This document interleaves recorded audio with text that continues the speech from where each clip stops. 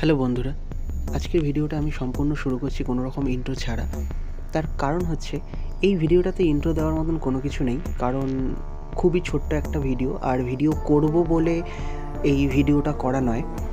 তো যাই হোক, একটা কথা শুধু বলতে চাই, যারা নাকি ফুড ব্লগার আছো তারা এই রাজুদা, এই বিভিন্ন রকমের এই নন্দিনীদি, এই সমস্ত একই জায়গাতে সবাই ভিডিও না করে একটুখানি বরং লোকজনকে দেখাও যে একটা মানুষ হঠাৎ করে মাঝরাত্রে সে যদি রাস্তায় পড়ে যায় তাহলে পরে সে খাবার কোথায় পাবে, সে কিভাবে খাবে, সে সেখানে কিভাবে রিচ করবে, সেই জিনিসগুলোকে নিয়ে মনে হয় তুলে ধরা খুব ইম্পর্টেন্ট। তো সেরকমই আমি হঠাৎ করে আমি বেরিয়ে পড়েছিলাম, আমি আর আমার একটা বন্ধু যার নাম রূপেন্দ্র, যাকে তোমরা ভিডিওতে দেখতে পারবে। তো সেরকমই রাত্রেবেলায় যখন নাকি খিদে পায়, তো রাত 3:30-র সময় এই সময় দাঁড়িয়ে এই সুইগি, জোম্যাটো এই সমস্ত থাকাকালীনও খাবারের জায়গা কিন্তু খুঁজে পাচ্ছিলাম না। যেগুলো পাচ্ছিলাম তাদের কস্ট প্রচণ্ড বেশি ছিল, প্রচণ্ড হাই ডিম্যান্ড ছিল। মানে ডেলিভারি চার্জেই মোটামুটি প্রায় 150 টাকা, কেউ 99 টাকা, কেউ 84 টাকা এরকম দেখাচ্ছিল।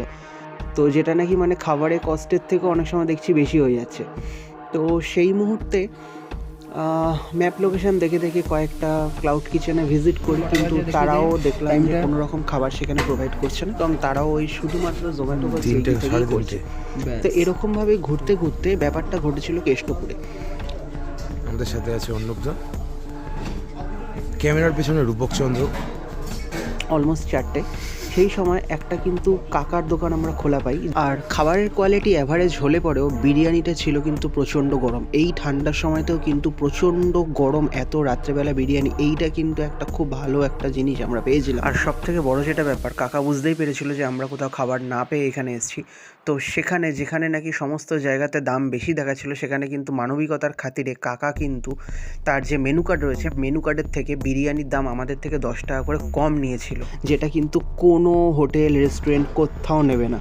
তো সুতরাং ডিয়ার ফুড ব্লগার যারা আছো, হ্যাঁ, তো তাদেরকে সিরিয়াসলি আমার একটা কথাই বলতে ইচ্ছে হয়, সেটা হচ্ছে গিয়ে যেখানে মানুষের যেই ভিডিও দেখিয়ে কাজে লাগবে সেরকম কোনো ভিডিও করো। আর কাকার দোকানের ডিটেলস তো ভিডিওর মধ্যেই আছে, তোমরা দেখে নিও। চলো, দেখা হচ্ছে নেক্সট ভিডিওতে। ততক্ষণের জন্য টাটাস, ভালো থেকো সবাই, লাইক কমেন্ট শেয়ার করো। দেখা হচ্ছে নতুন কোনো ইনফরমেটিভ ভিডিও নিয়ে, ততক্ষণের জন্য সবাই ভালো থেকো।